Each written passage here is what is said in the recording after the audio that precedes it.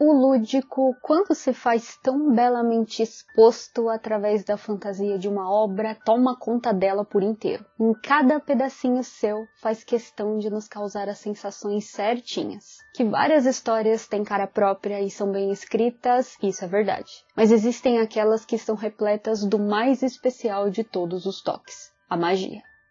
Nanda, omae wa? 口が聞けないのか? もしかして耳も聞こえないのか? Oi gente, tudo bem? Eu sou a Tuane Oliveira e o vídeo de hoje será sobre uma das obras mais lindas do mundo, chamada Osama Ranking. A obra estreou em outubro de 2021 e voltou ali recentemente, com um especial de 10 episódios. Inclusive esse especial acabou, acho que dia 14 ou dia 15 desse mês aqui, de junho, no caso, se você estiver vendo esse vídeo muito mais pra frente, de junho, 15 de junho mais ou menos, acho que de 2023. Quase que eu erro o ano.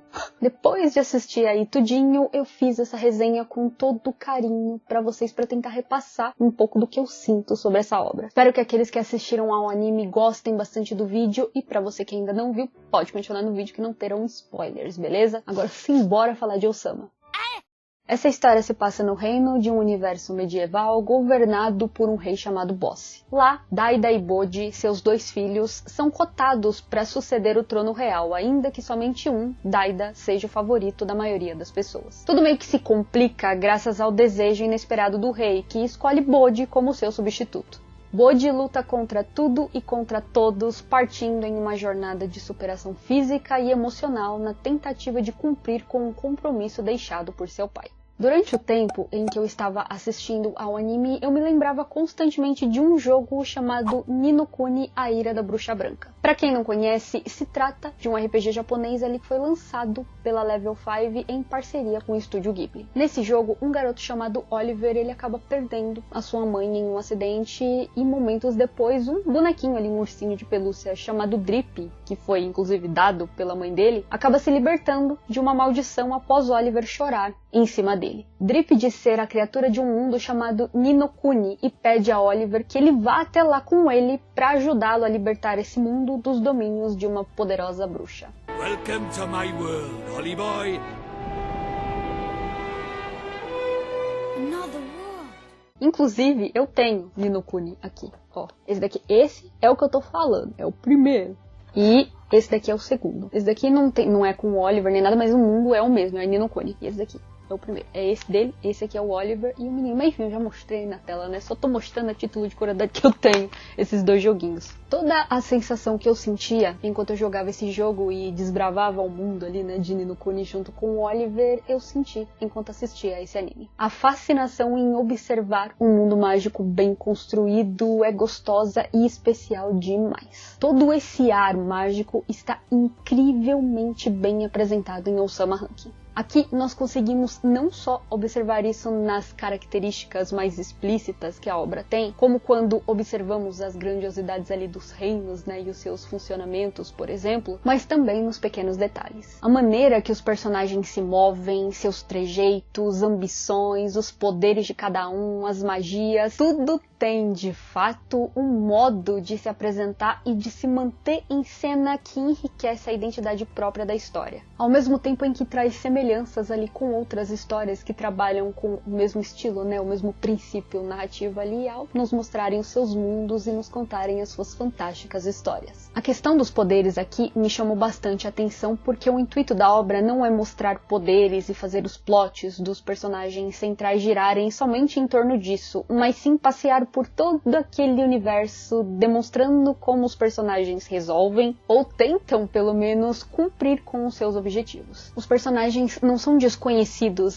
entrando em um novo mundo, como no caso dos isekais. Eles fazem parte, daquele mundo, convivendo com essas realidades mágicas normalmente. Se é se tornar mais forte para cumprir com um novo objetivo, se é para proteger alguém ou continuar controlando tudo, custe o que custar, não importa. O que importa é que tudo isso é mostrado para nós através de uma narrativa brilhantemente fluida que passeia confortavelmente por todos os tipos de itens e situações, conseguindo causar em quem assiste uma sensação maravilhosa de que aquilo é algo comum, como se aquele mundo existisse realmente.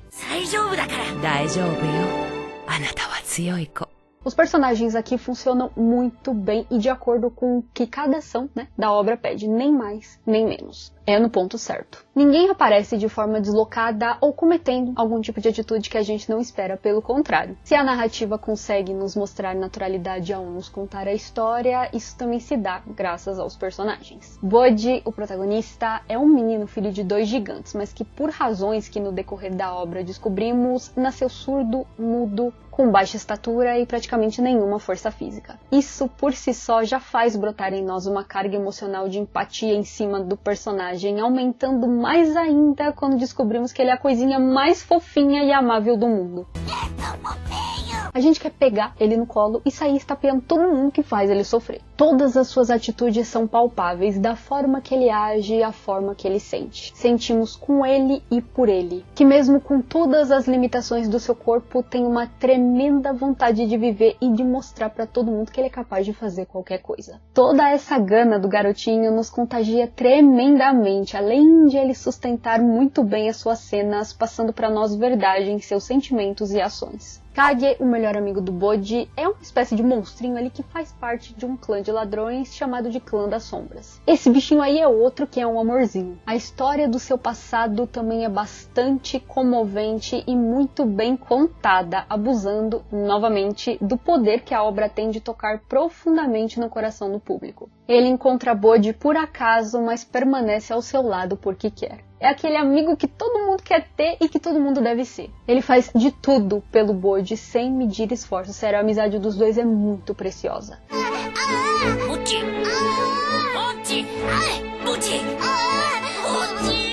Como personagem, a interação dele com o príncipezinho funciona muito bem e se adequa bem ao que a obra pede. Com uma história bastante dinâmica, a parceria entre eles flui sem nenhum tipo de engasgo. E as situações em que os seus sentimentos de amizade são o foco trazem ainda mais doçura para a obra. O Rei Boss é aquele personagem controverso que justifica muita coisa em prol de se ser um rei mais poderoso, fazendo com que, obviamente, discordemos de muita coisa que ele faz. É um personagem que possui claramente todos os sentimentos bons e maus dentro de si, e as suas ações variam de acordo com o que a história precisa. Essa, inclusive, é uma estratégia bem inteligente do roteiro que o torna uma amostra ambulante de como é a atmosfera do mundo em que eles vivem. Daida, o irmão do Bode, traz inicialmente várias sensações, já que ele tem, em todo ali o seu redor, vários tipos de pessoas com interesses próprios, que requerem atitudes diversas dele, sem darem muita brecha para que ele consiga fazer uma leitura mais justa de todas as situações, sabe? Gostei bastante do personagem como um todo, principalmente quando a história termina. A obra foi bastante justa com o personagem, sem tirar nem dar além do que ele merecia.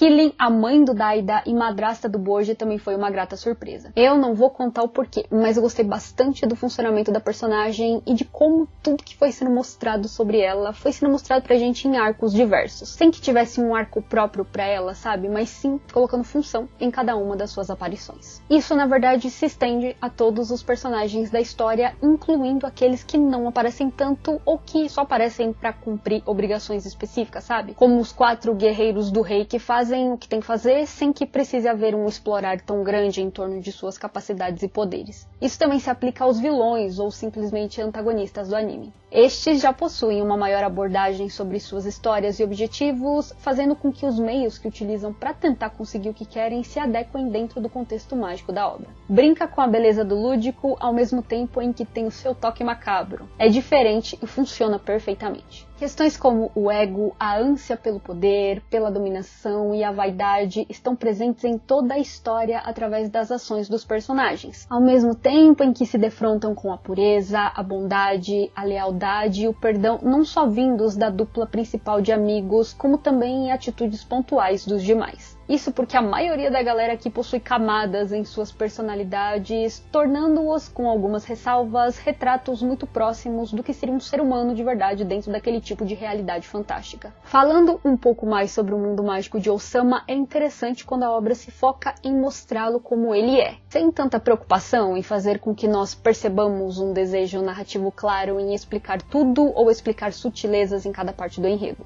O modo com o qual se expressa tudo que é maligno aqui é um dos meus modos favoritos. Tudo é feito pra te causar um mal-estar muito peculiar, sabe? É aquele tipo de cena gráfica que não precisa ser tão expositiva no quesito visceral, mas sim seguir num sentido macabro, esquisito, com toques únicos aqui e ali. Eu diria que se assemelha com a forma com a qual o Estúdio Ghibli trabalha, que é criando um tipo de atmosfera tão única que consegue te causar um mal-estar através da estranheza sem muito esforço. Podemos observar isso nos trejeitos dos personagens e em seus sons e visuais, por exemplo. Tem uns negócios aqui que dá uns arrepios bonito na espinha, viu?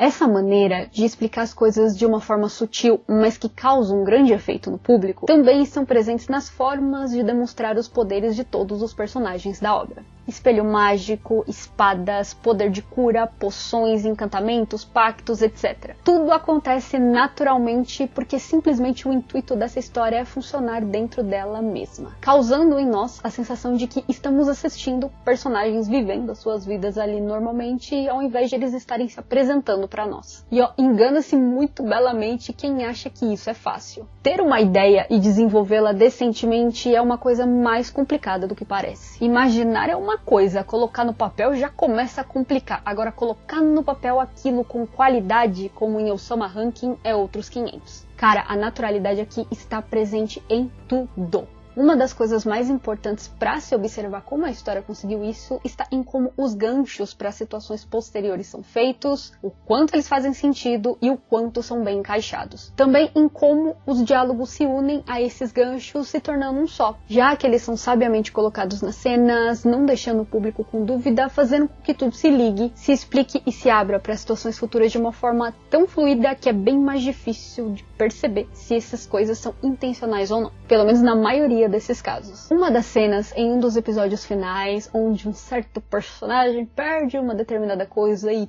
todo mundo ali começa a tentar barganhar com ele um favor ali, em troca daquilo que ele perdeu, pode servir como um dos exemplos do que eu disse aqui, onde, eles já têm um raciocínio rápido ali pra tentar barganhar com o negócio, Na hora que isso aconteceu, eu soltei um risadão aqui, pela naturalidade, com que quase tudo acontece em Osama. Gente, é simplesmente o lúdico fazendo seu papel perfeitamente. Essa questão do quase tudo não possui exatamente um fato específico, mas sim como esses fatos acontecem, e isso é algo que sempre vai ser levantado ao observarmos uma obra, por mais bem escrita que ela seja. Logicamente, como estamos acompanhando a história principalmente dos protagonistas, estes, obviamente, serão destinados a fazerem e a conseguirem coisas diferentes dos demais. E isso, obviamente, também vai contar com a mão mágica do autor, que seleciona minuciosamente os acontecimentos que vão levar às suas realizações. Essas coisas, às vezes, são perceptíveis. É uma ajuda que chega quando o protagonista acha que tá tudo perdido, é um poder que surge do nada, é a responsabilidade jogada nas costas de um personagem que se vê quase que obrigado,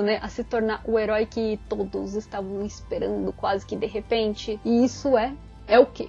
É perfeitamente normal. Acontece desde que o mundo é mundo, desde que história é história e vai continuar acontecendo. Se acompanhamos uma história, queremos ver o protagonista cumprindo com o diferencial que o torna o protagonista. E essas situações óbvias, milagrosas ou grandiosas demais sempre vão acontecer. É a sensação que essa percepção nos causa o grande X da questão. Funciona? Convence? Está de acordo com a atmosfera da obra? Eis a pergunta que temos que nos fazer ao avaliarmos algo, mas temos que ser verdadeiramente justos com essas observações. Lembrando que isso vale para os destinos, conclusões e promessas de situações futuras dos outros personagens também. Ainda que algumas finalizações de fatos sigam pelo caminho da redenção ou do perdão, dado e aceito por alguns dos personagens, por mais que possam incomodar uma galera que assiste aqui e ali, a construção em volta de cada fato seguiu por um caminho, ao qual tudo isso foi plausível de se ser imaginado. Principalmente quando observamos a atmosfera do anime, que desde o episódio inicial brinca o tempo todo com o bem e o mal, exagerados ali como sendo normais em suas complexas rotinas. Cabe quase de tudo ali, sem que nenhum deles ache nada estranho demais ou imperdoável demais. Toda a ação acabava meio que sendo, só mais uma situação do dia a dia, e era a maturidade emocional de cada um quem realmente ditava como seriam as suas conclusões a respeito das atitudes do seu próximo. Histórias sobre mundos mágicos precisam ser construídas de uma forma que faça jus a essa temática.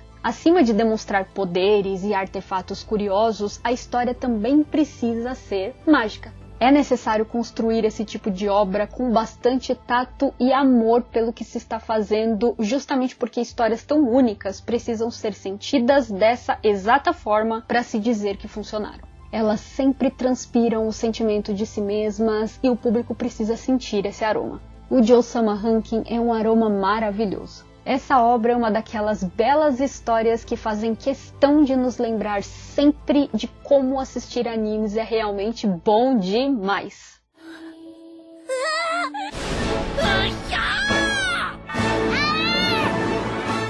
Gente, e vale completamente uma menção mais do que honrosa pra segunda abertura da primeira temporada. Eu tô falando de Hadaka no Yusha. Cara, que abertura espetacular. Sério, essa aí, né, foi uma abertura que ela foi chegando de mansinho no meu coração. Eu nem tinha assistido Osama ainda. Mas essa era uma das aberturas dos animes, né, que eu tava assistindo naquela época e eu acabei escutando ela algumas vezes. E assim, já foi mais do que suficiente pra eu ver a qualidade enorme dessa abertura. Inclusive, eu não só considero Hadaka no Yusha como uma das melhores aberturas de anime, mas como a melhor. Se antes de assistir Osama ela já me conquistou desse jeito, depois que eu assisti, eu fui pegar mais o significado, inclusive a letra é linda, leiam, a tradução é muito linda. Aí que a abertura entrou mesmo ali no meu coração e, cara, meu primeiro lugar. O segundo, inclusive, só de curiosidade pra vocês, é Brave Shine, de Fate. Eu não sei qual temporada de Fate, porque eu não vi Fate, mas a abertura eu conheço. Mas enfim, é outra que eu adoro também. Inclusive, essa é a vez que eu mais fiquei com raiva de eu não poder colocar nem um trechinho que é aqui da abertura nesse vídeo por causa dos direitos autorais, mas eu vou deixar o link pra ela aqui embaixo. Se você não conhece Hadaka no Yusha, nunca viu Osama, enfim, não faz nem ideia sobre, você pode ouvir essa abertura e imaginar, né, ela tocando ali no seu anime favorito, naqueles animes que você gosta, enfim. Mas vai sim conferir, porque, gente, é linda, é perfeita. Sobre a segunda temporada, que não é bem uma segunda temporada. Ela é um conjunto de 10 episódios que detalham mais os acontecimentos da primeira temporada. Não são tapa-buracos, porque esses acontecimentos funcionam e se explicam plenamente no que já foi mostrado nessa primeira fase. Esses 10 episódios mostram o que acontece durante os intervalos das situações, tipo, como um personagem chegou do ponto A ao ponto B, ou como se conheceram, desenvolveram poderes, ou resolveram determinados problemas, sabe?